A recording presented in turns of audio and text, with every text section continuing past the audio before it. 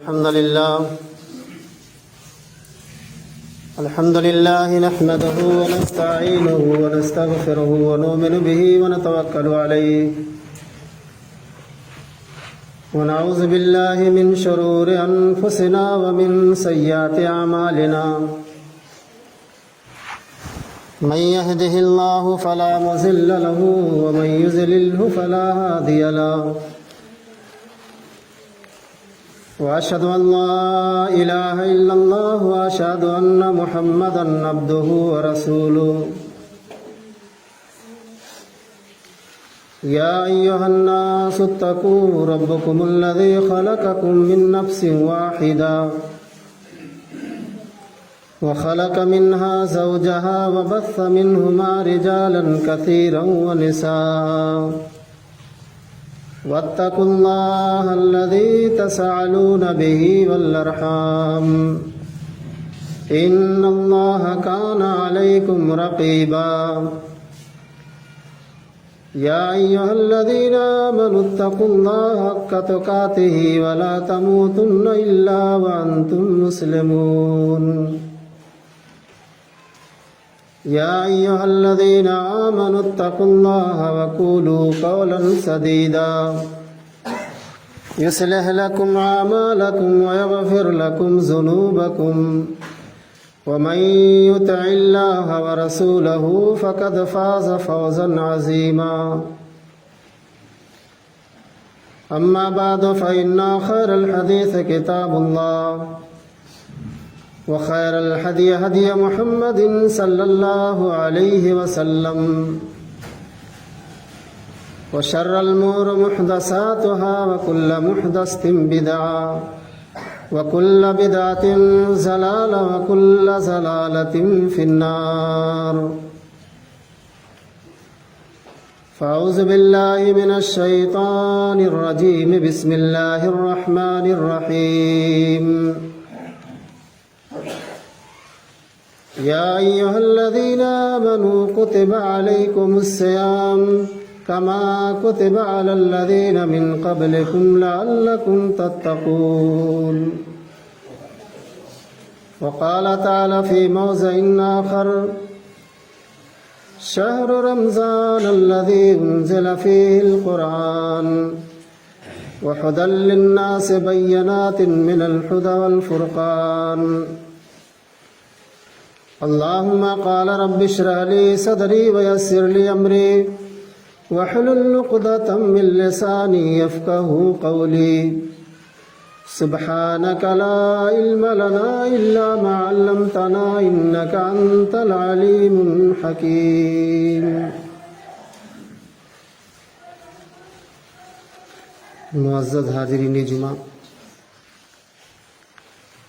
ہر قسم کی تعریف، بڑائی، کبریائی، حمد و ثنا لائق و سزاوار رب العالمین کے لیے، جو خالق کائنات ہے، مالک ارض و سما ہے، پورے جہان کا خالق و مالک ہے۔ بعد ہو درود و سلام نازل ہو اللہ رب العالمین کے بھیجے ہوئے تمام پیغمبروں پر، بالخصوص ہمارے آخر نبی تاجدار مدینہ احمد مصطفیٰ جناب محمد رسول اللہ صلی اللہ علیہ وسلم پر بے شمار درود و سلام کے پھول نشاور فرما۔ اللہم صلی وسلم وبارک علیہ۔ رمضان المبارک کا یہ دوسرا جمعہ ہے۔ ہم اور آپ بڑے خوش نصیب ہیں کہ رب العزت ہر سال کی طرح امسال بھی ہمیں رمضان المبارک جیسا عظیم اور بابرکت والا مہینہ نصیب فرمایا۔ یہ ہمارے لیے بہت بڑی خوش نصیبی کی بات ہے کہ ہماری زندگی میں اللہ تعالیٰ نے ہمیں ایک اور موقع دیا ہے، اللہ نے ایک اور چانس دیا ہے اپنے گناہوں کی معافی مانگنے کا، तौबा इस्तिग़फ़ार करने का, ज़िक्रुल्लाह करने का, कुरान की तिलावत करने का अल्लाह तबारक व तआला ने 12 महीनों में एक महीना अल्लाह ताला ने खैर उम्मत के लिए मखसूस कर दिया है।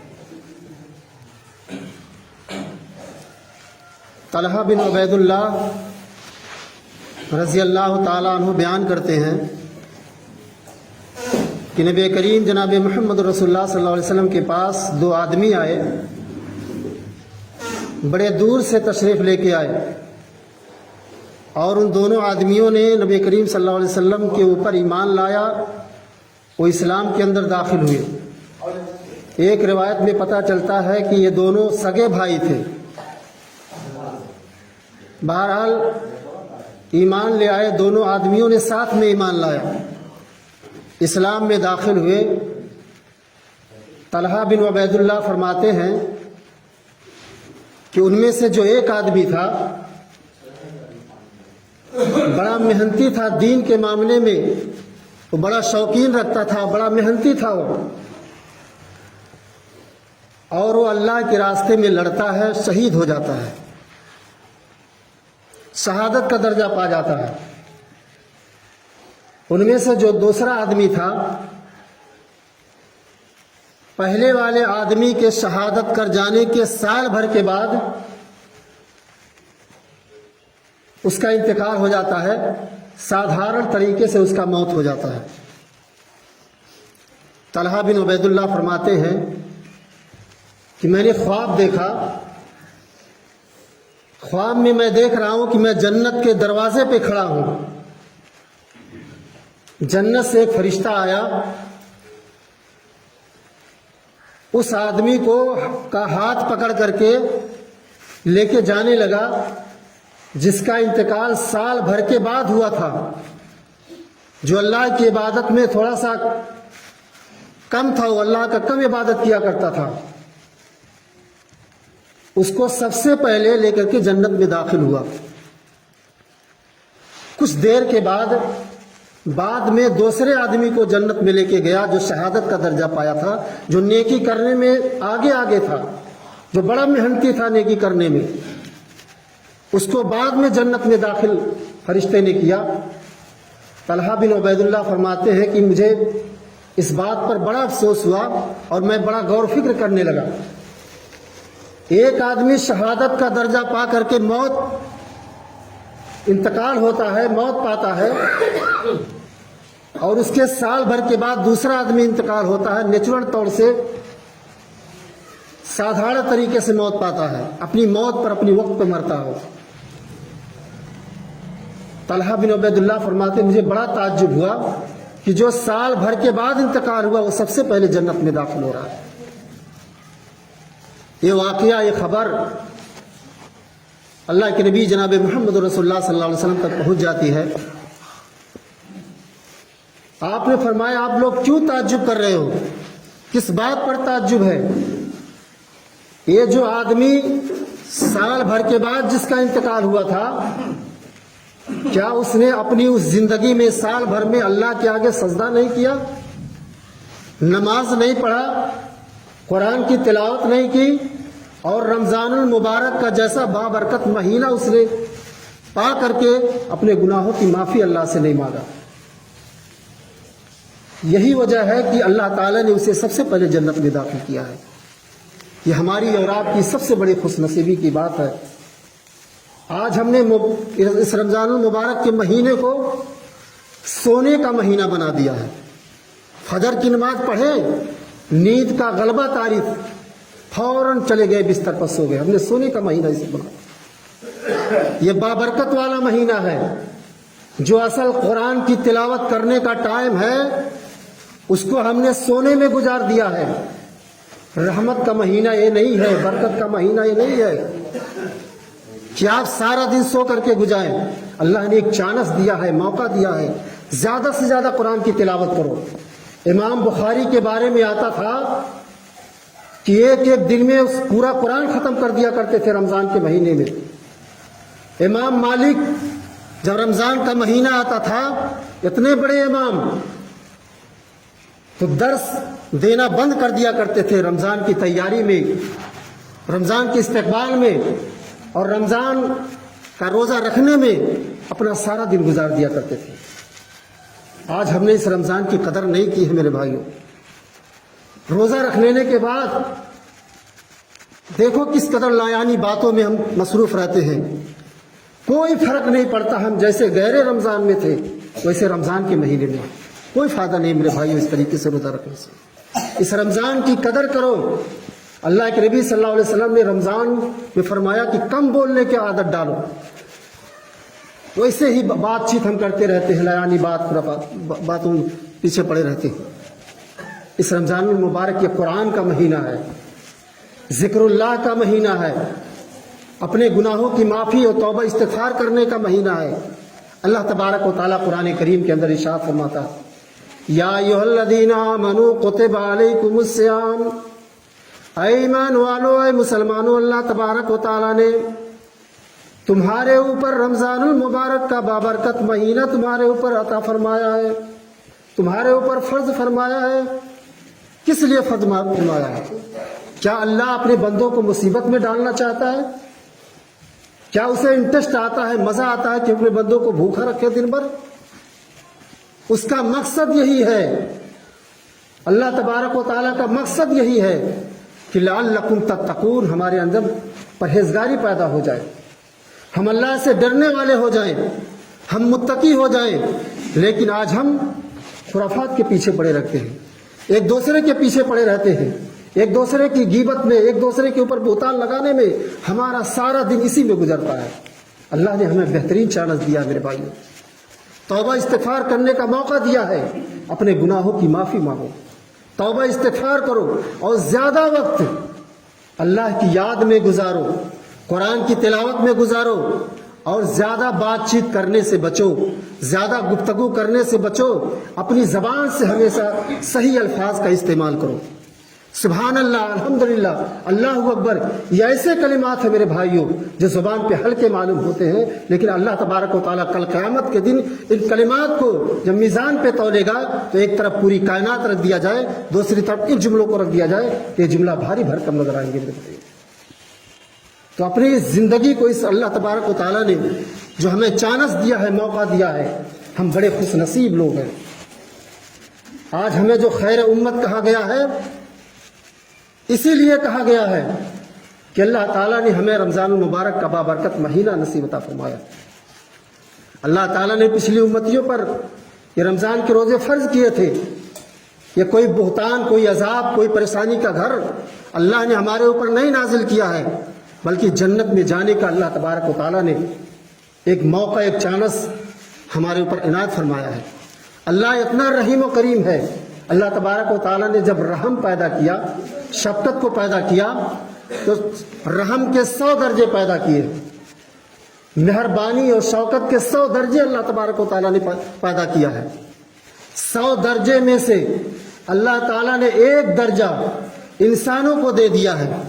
مہربانی اور شفقت اللہ تعالیٰ نے انسانوں کو دے دیا ہے، جانوروں کو دے دیا ہے، چرند اور پرند کو دے دیا ہے۔ آپ انسانوں میں ذرا غور کر کے دیکھیے، ایک بیوی اپنے شوہر سے کتنی محبت کرتی ہے، ایک ماں اپنے بچے سے کتنی محبت کرتی ہے، آپ اس کا اندازہ نہیں لگا سکتے ہیں۔ 1 درجہ اللہ تبارک و تعالیٰ نے مہربانی اور شفقت انسانوں کو دے دیا ہے، اور 99 درجہ محبت اور شفقت اللہ تبارک و تعالیٰ اپنے پاس رکھا ہے۔ اندازہ لگائیے اللہ تبارک و تعالیٰ کتنا بڑا مہربان ہے، کتنا بڑا رحیم و کریم ہے۔ وہ نہیں چاہتا ہے کہ میرے بندے جہنم میں جائیں، وہ نہیں چاہتا ہے میرے بندے جہنم کی آگ میں جلیں، بلکہ اللہ کی رحمت و کرم سے اللہ تعالیٰ نے ہمیں بابرکت مہینہ نصیب عطا فرمایا۔ جنت میں جانے کا ایک راستہ اللہ نے ہم اور آپ کو دیا ہے۔ اگر ہم اور آپ یہ بابرکت مہینہ پا کر کے اپنے گناہوں کی معافی نہ مانگ سکیں، اپنے غلطیوں کی اصلاح نہ اللہ سے کروا لیں، توبہ استغفار نہ کر لیں، زیادہ سے زیادہ قرآن کی تلاوت نہ کر لیں، تو ہم سے زیادہ ملعون، ہم سے زیادہ ناکارہ، ہم سے زیادہ بیکار کوئی انسان نہیں ہے میرے بھائیوں۔ اللہ کے نبی جناب محمد رسول اللہ صلی اللہ علیہ وسلم جب منبر پر خطبہ دینے جا رہے تھے उस मौके पर जिब्रील अमीन आए और जब आपने पहले सीढ़ी पे कदम रखा तो कहा आमीन, दूसरी सीढ़ी पे कदम रखा तो कहा आमीन, तीसरी सीढ़ी पे कदम रखा तो कहा आमीन। सहाबे किराम को ये बात बड़ी ताज्जुब लगी। खुतबा खत्म हुआ, सहाबा ने पूछा अल्लाह के नबी, आप कभी भी जब खुतबा देने जाते थे, मिंबर पर चढ़ते थे, तो कभी आमीन नहीं कहते थे, आज मामला क्या है? आज के खुतबे में आपने आमीन क्यों कहा? अल्लाह के नबी सल्लल्लाहु अलैहि वसल्लम फरमाते हैं कि मेरे पास हजरत जिब्रील आए थे, अल्लाह का महबूब फरिश्ता आया था और तीन शख्स के ऊपर लानत भेज रहा था वो फरिश्ता, तीन शख्स को मलऊन कह रहा था। पहला उनमें से वो शख्स कि जिसके सामने नबी का जिक्र किया जाए, रसूल का नाम लिया जाए, वो शख्स अल्लाह के नबी पे के ऊपर दरूद ना भेजे, उस पर अल्लाह की लानत, फरिश्तों की लानत। तो उस पर अल्लाह के नबी सल्लल्लाहु अलैहि वसल्लम ने कहा आमीन। दूसरा वो शख्स जो अपने माँ बाप को बुढ़ाने की उम्र में पा जाए और अपने माँ बाप की सेवा और सत्कार करके, उनकी खिदमत करके अपने आप को जन्नत का मुस्तहिक ना बना ले, उस पर फरिश्ते की लानत और अल्लाह की लानत। उस पर अल्लाह के नबी सल्लल्लाहु अलैहि वसल्लम ने कहा आमीन।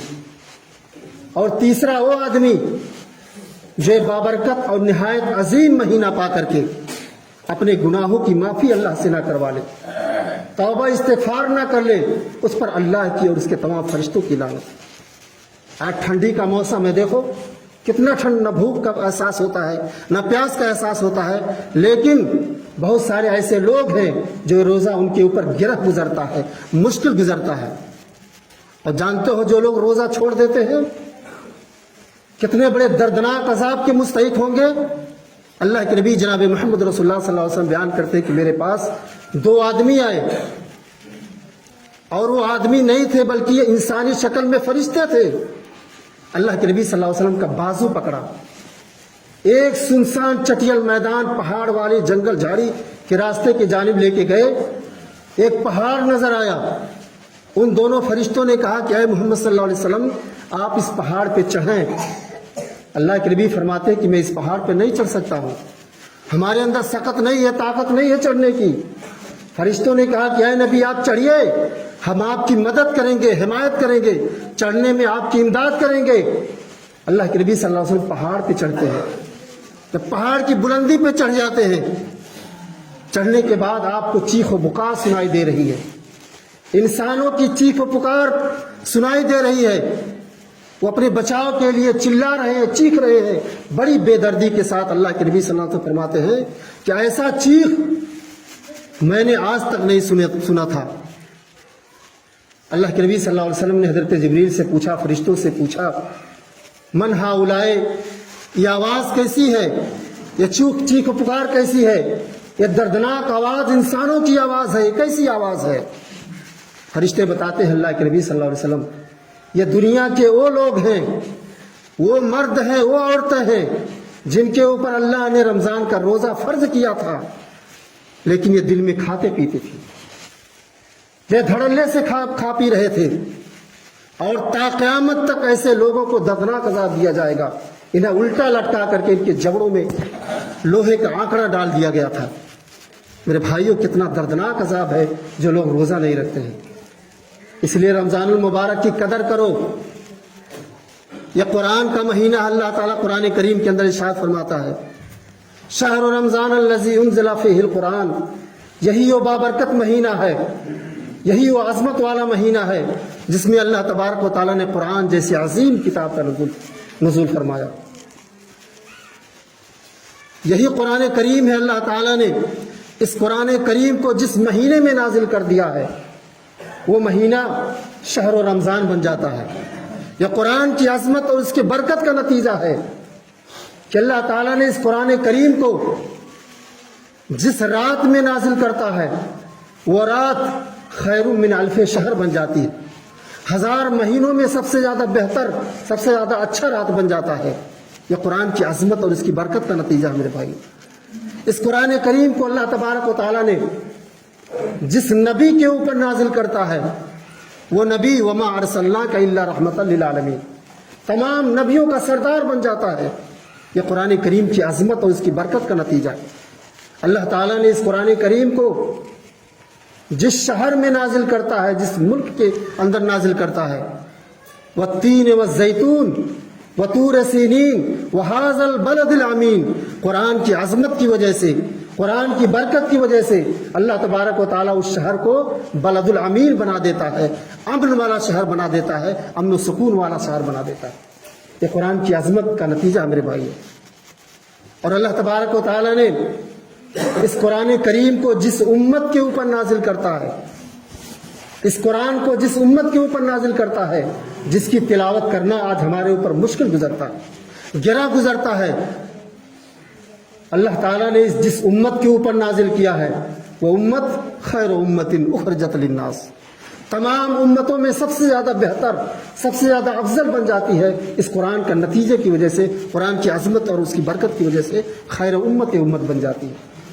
لیکن آج دنیا کے اندر جتنا یہ قوم ذلیل ہے، شاید کوئی قوم اتنا ذلیل نہیں ہے۔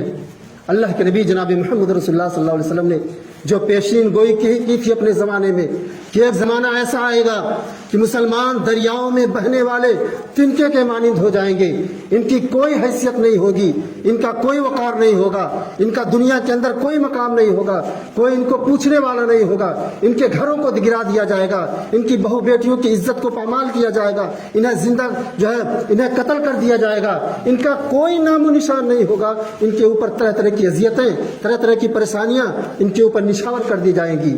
اللہ کے نبی صلی اللہ علیہ وسلم نے کسی زمانے میں اپنے دور میں یہ پیشین گوئی کی تھی۔ صحابہ نے پوچھا اللہ کے نبی صلی اللہ علیہ وسلم کیا اس زمانے میں مسلمانوں کی تعداد کم ہوگی؟ کیا مسلمان کم پائے جائیں گے؟ آپ نے فرمایا نہیں، بلکہ مسلمان اتنے زیادہ ہوں گے کہ دنیا کے اندر گنا نہیں جا سکتا ہے، اتنے زیادہ ہوں گے کہ شمار نہیں کیا جا سکتا ہے۔ ان کے اندر دنیا کی محبت پیدا ہو جائے گی، حب الدنیا و کراہیت الموت، مسلمانوں کی دلوں میں دنیا کی محبت پیدا ہو جائے گی، آخرت سے نفرت کرنے لگیں گے، اللہ اس کے رسول کی محبت دل سے نکل جائے گا۔